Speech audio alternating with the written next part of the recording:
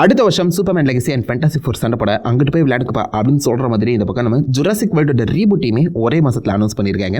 டப்புன்னு இதுக்கான வேலைகள் பத்தி நான் நடந்துட்டு இருக்கேன். இப்போ லேட்டஸ்டா இந்த படத்துக்கான டைரக்டரை கேஸ்ட் பண்ணியிருந்தாங்க, கேரத் எட்வர்ட்ஸ். இப்போதைக்கு ஆப்வியஸா ஆக்டர்ஸ் கேஸ்டிங் நடந்தாகணும். ஸோ அந்த வகையில் இப்போதைக்கு இந்த படத்தோட லீட் ஆக்ட்ரஸா, இது ஒரு ஃபீமேல் லீட் மூவியாக தான் இருக்கு போது லீட் ஆக்ட்ரஸா நம்ம ஸ்கார்லெட் ஜொஹான்சன் வரலாம்ங்கிற மாதிரி ஒரு ஹெவி ரூமர் பத்தி நான் சுத்திட்டு இருக்கு. ஸ்கார்லெட் ஜொஹான்சனை இன்னொரு மிகப்பெரிய பிரான்சைஸ் படத்தில் நீங்க பார்க்க போறதுக்கான வாய்ப்புகள் இப்போதைக்கு அதிகமாக இருக்கு. நிறைய ஸ்கார்ஜோ ஃபேன்ஸ் இருப்பீங்கன்னு நினைக்கிறேன். அண்ட் ஆக்ஷன் படங்கள் எல்லாத்தையுமே அவங்க அழகாவே ஹேண்டில் பண்றவங்க, சூப்பரா எமோட் பண்றவங்க, வண்டர்ஃபுல் ஆக்ட்ரஸ். அவங்க தெரிஞ்சு பெர்ஃபெக்ட்டா இந்த ரோல் அவங்க செட் ஆவாங்கன்னு தோணுது. அண்ட் லைட்டா இந்த படத்தோட பிளாட் என்ன மாதிரி இருக்குங்கிறதுமே லீக் பண்ணியிருக்காங்க. ஸோ கான்செப்ட் படி பார்க்கும்போது ஒரு குரூப் ஆஃப் சயின்டிஸ்ட் இந்த ரிலீஸ் பண்ணப்பட்ட அந்த டைனோசர்ஸ் தேடி ஒரு தனித்தீவுக்கு போவாங்களாம். அங்க பயங்கரமான ஒரு டைனோசர் சுத்திட்டு இருக்கேன். அது கிட்ட இருந்து இந்த சயின்டிஸ்ட் தப்பிச்சாங்களா இல்லையா, இதான் பேசிக் அவுட்லைன் அப்படிங்கிற மாதிரி சொல்லப்படுது. 100% கன்ஃபார்ம்லாம் கிடையாது.